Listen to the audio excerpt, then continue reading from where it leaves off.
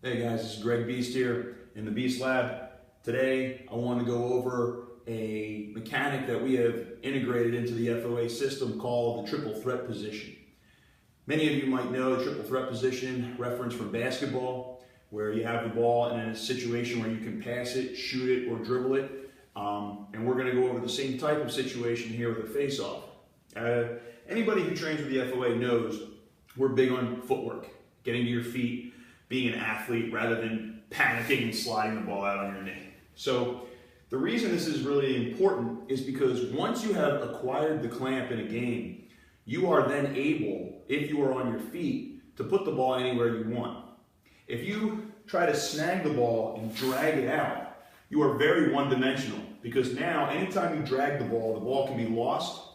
But also, if you try to pull it out here, you have to remember at the elite level, wings are going to scout you.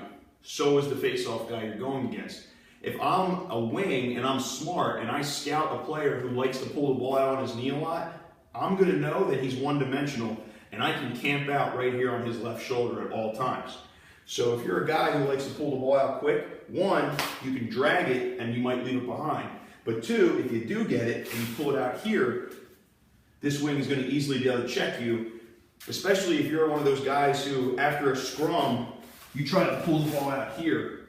It's real easy to know where you're going at all times. So for those of us that are more advanced and you're working with the FOA system, we need to get to our feet. So we need to get to that triple threat position. How do we do that? We use a mechanic that we call the Pro Hop. P-R-O-H-O-P.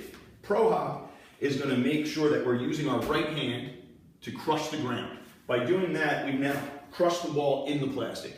Now, this right hand, because it crushed the ball in the plastic, all of our weight is on this right hand, which means we can springboard ourselves up immediately to our feet. From this position, I can go anywhere. So in a split second I stop my feet, I'm going to take a survey of what my opponent's doing, okay? Mental inventory. If he starts to move a little bit to the right and he panics and he tries to hook my arm or something, then I know I can go forward, okay? If he takes a big step this way, I know that I can go backdoor, okay?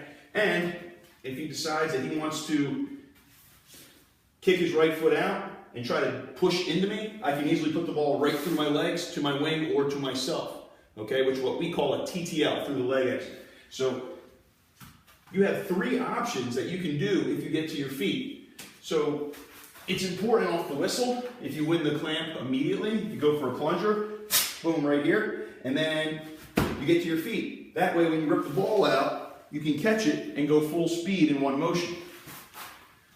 Guys who try to drag the ball out quick on their knee then have to go chase. You have to stand up and you have to go chase. Very one-dimensional, very sloppy. It looks, when you see a guy do that on film, if you're a recruiter, it looks like the guy panics a lot.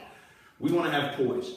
So if you're going to do it off the whistle on a picture pop, it's boom, and then you're to your feet, and then you can bring the ball out. If you do it in the middle of a scrum, okay, and then you acquire the clamp, right here is really important. You get to your feet, lock it, and then in that split second, you'll be able to use your peripheral vision, not only to see this guy, but the wing, and then you can make your decision. You can go forward, backdoor, or the TTL through the leg, okay? That's why we use the triple threat position. It's an important mechanic, and we go over it at every single FOA event.